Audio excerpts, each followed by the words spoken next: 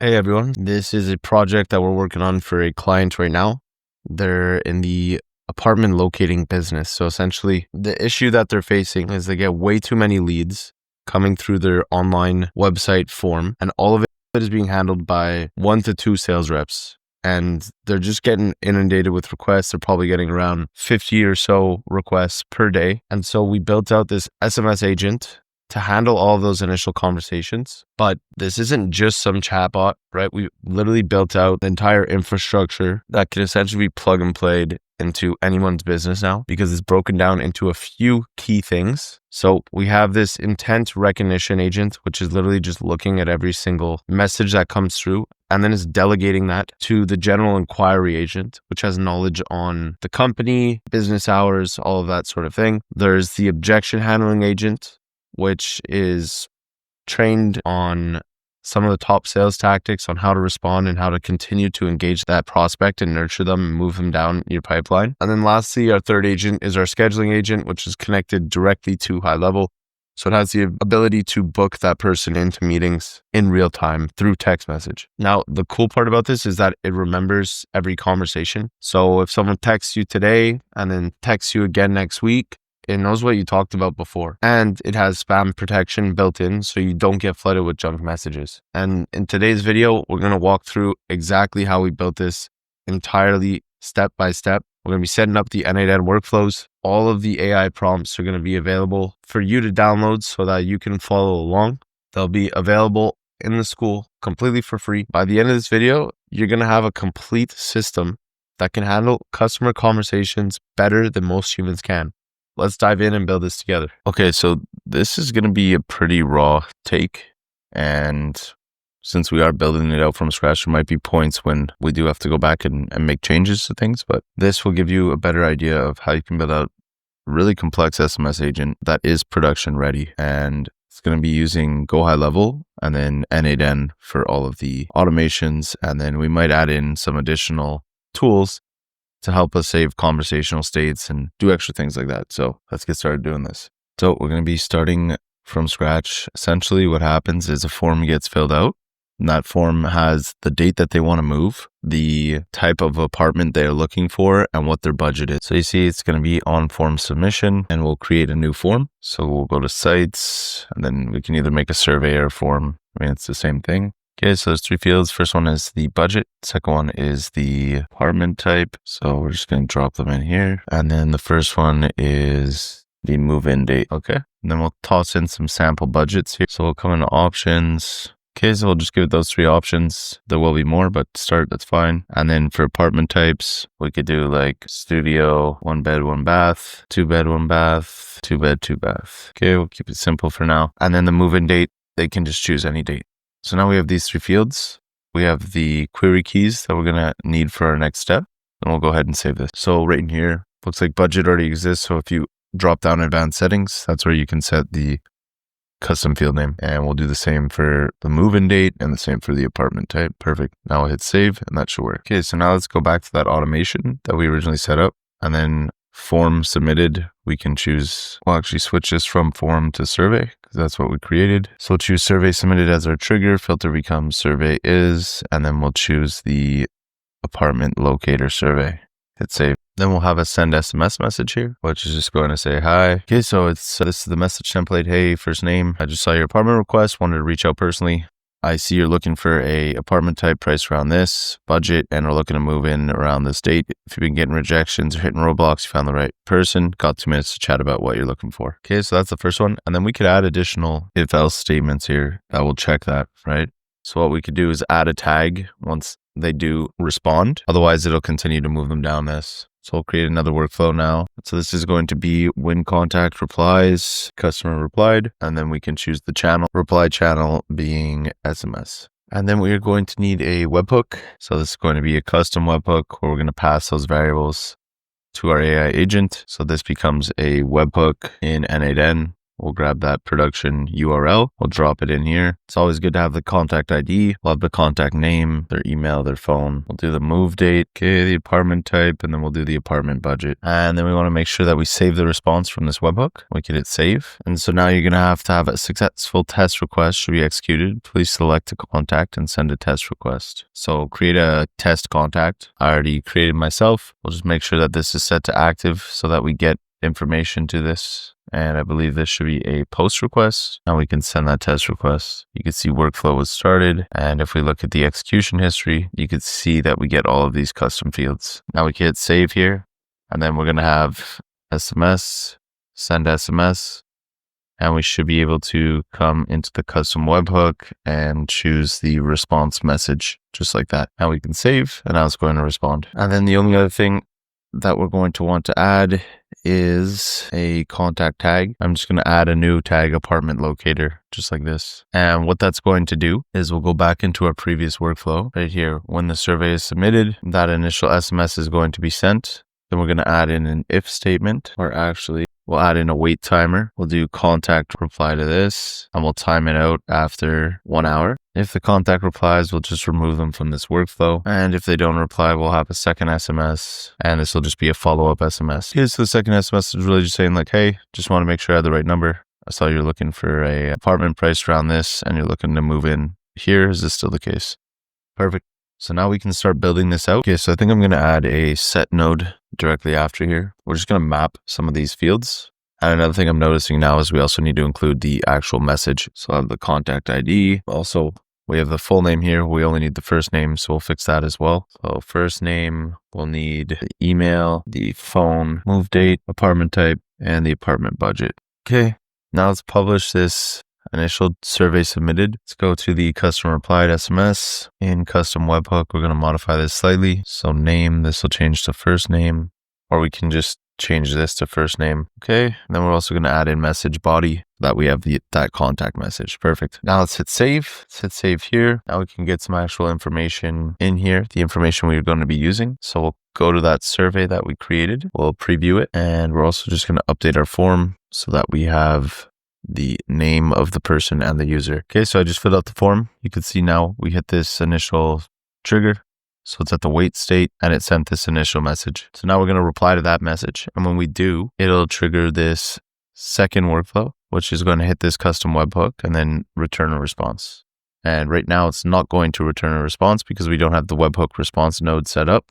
But that's okay because we just need to get information in here and then we can start building out the entire SMS flow. Okay guys, what's going on? So I added in this rate limiter and all this is doing essentially is we're setting the current time, the current hour, and we're setting a specific rate limit. Right now we have the hourly limit set to 100. I'm actually going to decrease that, but really it's to prevent spam from messages. Okay, so after that, we're going to be using something called Redis. It's going to help us manage conversation history and memory. And so let's say we send multiple back-to-back messages. We'll use a timer so that all those messages are captured and sent as one instead of multiple being sent. So if we go to console.upstash.com, we can create a Redis database. So go ahead, sign up for free. I'm going to create a database. You can give it a name. Okay, so that's all you have to do for now. Choose your region and hit next, and you can upgrade as you go. So we'll start with the free. We'll hit create. After that, just search for it. We're going to import it, and then we're going to be using the get command. So get the value of a key from Redis. Okay, so now we need to connect our credential. We're going to come in here. We need our password. So you can just hover, copy this, paste that in. You can see that our username is default. For the host name, that is going to be this endpoint right here, ultimate mackerel. So you can just copy that. We'll replace localhost. We can see that port is still the same. Database, we can keep it 0 and we'll turn on SSL. And now if we hit save, you can see that the connection has been tested successfully. Okay, so now we're going to set this to hourly count and the key is going to be the JSON hourly key from the previous step, which means let's go ahead, test this step. We'll pin this data and we'll work our way through. We'll pin this data and we can come in here and we should see that we can access our hourly key. So we'll drag that in and we'll test this step. So we should be getting a null count right now because it is not existing yet, right? For our hourly count. Okay, next we're gonna increment this. So we could choose this right here, automatically increment by +1. Increment, there we go. And if we drag in the hourly key from the rate limiter, you'll see that it's now been incremented with 1. Okay, so now we just checked the limit. You can see we haven't been rate limited. The hourly count is 1. If we are to get up there to 30 messages in an hour, what'll end up happening is we'll reach the limit of, that rate, X amount of messages per hour, and the bot block more messages. So if ever we do get spam, now this will be prevented. Then we're going to add in an if router. We could grab this rate limited into here and we'll choose Boolean is true. And we should get the false node because that's not the case.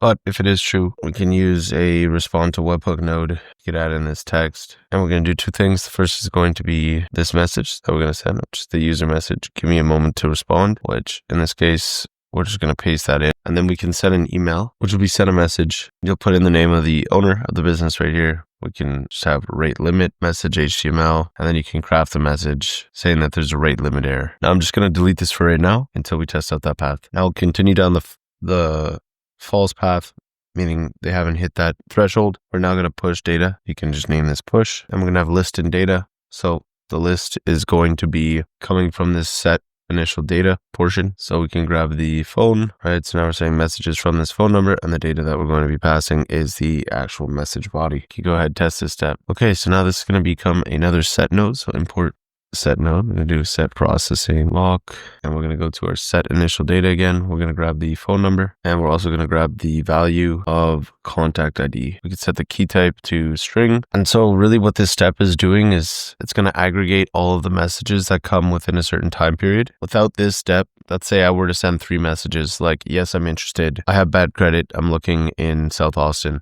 Those would all get responded to individually, as opposed to now with this setup, what's going to happen is it's going to wait for all the messages to be received within a certain time period, and then it's going to respond to all the messages that are received in that time period. So we could test this step. And now we're going to add in a wait node, and I set mine to 8 seconds, but you can choose a time that works. So we'll test this step. It's going to wait those 8 seconds. And then after that, we are going to get the current processing lock. So we're going to get all of those messages. So once again, you can name this to something like get current lock. The key that we're going to get is the processing lock with the phone number. How we can test this step, and we get the current lock ID, which is our contact ID. Okay, so there is one little mistake here that we're going to have to go back and fix, which is if we're setting the processing lock, then getting the current lock, we need to compare these so that when multiple instances come through, they're all compared against that lock. And so what's going to happen right now is because we don't have an execution ID, meaning for every webhook that comes in, we have a unique execution, and we're using the contact ID as that unique execution. That's not going to change. And so all of the messages are still going to get processed. So if we come back to the set initial data, we're going to add in one more field, and we're just going to call it execution ID. So there you go. So and it then has this built-in execution ID, which is filled at execution time. So now let's go ahead and test this step. You're going to have to unpin and test everything else. There we go. We get a current execution ID. And so if we go back to set processing lock, we're going to replace the contact ID with that current execution ID. You can test that again. Now we can pin that data. We get the current lock. And now if we get the proper execution ID. Okay. And so now we're going to check if the current lock, get current lock, is equal to the set initial data current execution ID. You can test the step, and it's true. Now we're going to hit Redis again. We're going to get the value. We're going to get all of those batched messages. So we can name this batched messages, and it's going to be messages with the phone number attached. So now you can see we get our 2 batch messages. Since we did test it twice, we should get 2 yeses, which is what we're seeing. Then we're going to clear or delete the messages in that current queue. Okay, just like that. And then once again, we are going to delete the current processing lock. So just like this, we can test the step, and there we go. Now, lastly, we're going to have to combine all the messages. So we have this code, which is essentially just combining all of these batched messages, joining them all together. And so if we look at our message now, we get yes, yes. Okay, now we're going to add in a set node, and first it's going to be named text. We're going to drag in that message. Okay, so now we just have a set text field directly after. So we're setting text equal to the message, phone number equal to the phone number. And this will become better in the future if we had, let's say received voice, received an image. We could also use AI to process those things. For this specific build, we're going to keep it simple. We're going to assume everything is coming through by text. And so next up, we're going to have our first AI agent. And this agent is going to be the intent recognition agent. What this means is there's going to be specific agents that are going to be better at certain things. So we're going to have the general inquiry agent. It's going to be able to answer stuff like, what's your budget? What's your timeline for moving? If they have any questions about the apartments that they could potentially get, or, different qualification questions that you need to know, questions about the company, the business hours, all of that will be handled through the general inquiry agent. Then we're going to have an objection handling agent. And this will be kind of like our sales specialist is going to be trained on to be better to handle those objections. And then we're going to have a scheduling agent, which is going to be connected to the calendar in order to create those bookings. And what's cool, one thing that we can do, we're not going to do it in this specific video because it's not required by the client, but you could also connect this directly to your MLS system. So it could check in real time and pull back listings that it could provide to that specific person. So we're going to add a system message, and our prompt is going to be the JSON text from the previous step. Okay, now we need to connect a chat model. So I'm just going to be connecting it to OpenAI. You could do like 4.1 mini, choose whatever chat model you want. And then in the memory, we could do simple memory, and we'll define the memory as from our set initial data. We can grab either the phone or the contact ID. Both work as both are consistent. So let's say we go with the contact ID. Now we should be able to test this step. Okay, so you can see when we output, we didn't get this nice output. And so we need to add in a structured output parser. So what I'm doing here is we have the intent, we have the text, and then we have where it's going to be routed to. So now if we test this step, you'll see that we get proper output. Okay, this is a general inquiry. Okay, perfect. Now we're going to add in a switch node, and we're going to add in our 3 different agents that we're going to be routing to. So we can grab this route to, we'll drop it up here, and we can enter in general inquiry. We'll rename the output, and then we'll add the 2 others that we're going to create. So once again, route 2. Second one we had was objection handling, and the third one was scheduling. Perfect. So now we can test this step, and we get the general inquiry. Okay, so we'll grab our AI agent. This is going to be our general inquiry agent. Okay, guys, so here, I'm not going to go through it in detail, read everything, but essentially we provide it with the conversation style, who this person is, the qualification questions, area discussions, essentially all the questions they handle, business info, different conversation examples, some of the critical behaviors and the conversation flow. And then we just say reply on this specific message. Now we can add in a chat model. This is going to be OpenAI. Then once again, we're going to define the simple memory. It's going to come from that set once again. So we just got to make sure that it's the same throughout. So here we can see it was the contact ID. So let's set this to contact ID as well. And then we could just test this step. You see we get a specific output, and then that becomes our webhook response. We could just choose text and drag in the output, and we get, hey, what's up? Need help finding a spot in Austin? Okay, then the next path we're going to want is the objection handling path. So I just sent a new message. Okay, so messages weren't come through because I was getting stalled at this step. So I just deleted myself, and now we're going to run through it again. Okay, so now we can see that message come through. All I wrote was, I already found a few places online. It's going to run through this entirety. And we should get to the objection handling portion. So we'll go copy this to editor. There you go. Hit the objection handling step. So now we can port in our next AI agent. This is going to be the objection handling agent. So I just connected the OpenAI chat node. We're going to add in simple memory. Once again, we're going to define it below. Grab that contact ID, hit save here. And I'm just going to copy this respond to webhook node because it's going to be the same as well. And now I'm going to create the system prompt. Okay, so once again, we're going to define below the prompt user message. It's going to be the text of I already found a few places. Now what we're doing here for the objection handling is we're using professional sales framework. So we're doing acknowledge and validate, right? I totally get that. I hear you. Then we're going to ask some follow-up questions. Like, what's got you feeling that way? From there, we're going to reframe, provide value using our experience as proof or past client success. And then we're going to redirect to their needs, right? So what kind of places are you looking for? And then we provide some different objections, common objections in this industry. So now we can go ahead and test this step. So look at this response to, I already found a few places online. That's awesome. You're ahead of the game.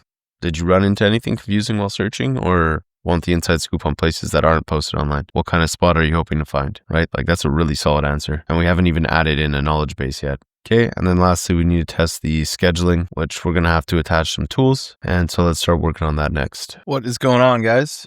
Okay, so let's work on this third part, which is going to be the scheduling agent. So first we need to send some scheduling information. Okay, so I just sent a request. Can you book me in for 2 p.m. tomorrow? Now, in a second, we'll see it come through. There we go, it's running. And it's going to get all the way to this step. the intent recognition agent. And when it does, it's just going to pause. So now we can see it succeeded. There we go. And we can work on the third part of this. So we're going to copy this to editor. We will unpin this and we're going to build out the third agent. Okay, so I'm going to duplicate the objection handling agent, connect it, and then we're going to replace the prompt. So I'm just going to do that. And I'm not really going to run through all of it because I already covered this in another one of my videos on the specific prompt I use to connect this agent to high level, which is in this agent build. So it's identical to this and it'll be available in the school community. So just a lot easier to download and get started as opposed to me running you through it right now. Okay, so we're going to add a code node before, because obviously can you book me in for 2 p.m. is not going to work when it comes to adding our tools in here. So let's add in a code node, and we might need another chat GPT block just to convert that code into ISO format. Okay guys, so after thinking this through a little bit more, we're not going to use a code node. We're going to have 2 agents. So what we're going to do is we're going to have one agent with the think tool so it can think things through. It's going to hit this specific agent, which is going to be the time format agent. That way, conversationally, you can handle a bunch of different edge cases. Then from there, we're going to add in a code node, which is going to format for this, which is going to format specifically for the different options of ISO time and then Unix milliseconds, which are needed for go high level. And then we're going to have our scheduling agent here after, and then we'll provide the response back. Okay guys, let's finish off this agent. So once again, this is our time. Can you book in for 2 p.m. tomorrow? So you can see right here, this is the time extraction. So no matter what they say, it's going to be able to parse it properly and output the correct date. And the only additional thing I will add is the current. So you would just replace this with your time zone, and now we should be good here. So we're going to test this step, and we're also going to add an output parser, and we'll just copy this specific JSON format. We'll turn on require specific output format, add the structured output parser, toss that in there, and now we can test the step. There you go. So I said, can you book me in tomorrow 2 p.m.? We get the date and we get the time and the time zone. And so for the code node specifically, for creating appointments, you'll see it's in ISO format. And then for getting the free slots, you'll see that it needs to be in Unix timestamp. So I'm going to drop in this code. We'll test the step now and see if we get the proper output. So now we have the start and end date of Unix. We have the ISO start time. We're also going to need the ISO end time. So we'll update. Okay, now for the get free slots, there's a few things we need. We need the end date, the start date. Then we also need authorization and the version, as well as the calendar ID. So here we have the calendar ID. We're going to test this step. And now we're going to connect check availability and create booking. And you can see now we have access to all of these things. So for checking availability, it's getting the free slots. We need this specific time format, Unix milliseconds. So we'll put in the query parameters, the start date, which is this one right here. And then we'll do the end date. Then you're going to need your API token from high level. So you can get that by going into settings, scrolling down to private integrations. And then you're going to create a new integration and give it a name and add all of the scopes on the following page. That's going to give you a private integration token. And then you just need to make sure the version is 2021-04-15. Now we can head over to the create booking. So you're going to be posting to this specific endpoint. So post, here's your URL. So same thing in the headers. You're going to need authorization bearer and your API key and the version. And then you'll see in the body, what you need is the calendar ID, the location ID, the contact ID, and the start time. So calendar ID is same as before. You can get that by just going into your calendars, calendar settings, and grabbing the right calendar. Location ID comes from this right at the top. Now the specific contact ID, that's coming from the contact ID at the beginning, right here when we set the initial contact data. And then start time, we're going to use the field below, and we're going to grab that ISO start time. Now we can go ahead, test the step. We could see it hit check availability. Now it hit the create booking, now provided an output. And now if we look at the actions it took, you could see it hit our check availability node. This was all of the free slots that were returned. And then it hit the create booking with that specific time because it was free. And then it output the proper information. And now you could see that that appointment has landed on the calendar specifically for tomorrow. So I hope you got immense value out of this. If you did, would really appreciate it. Subscribe. It's free, help support the channel. And with that being said, I'll catch you in the next one. Peace.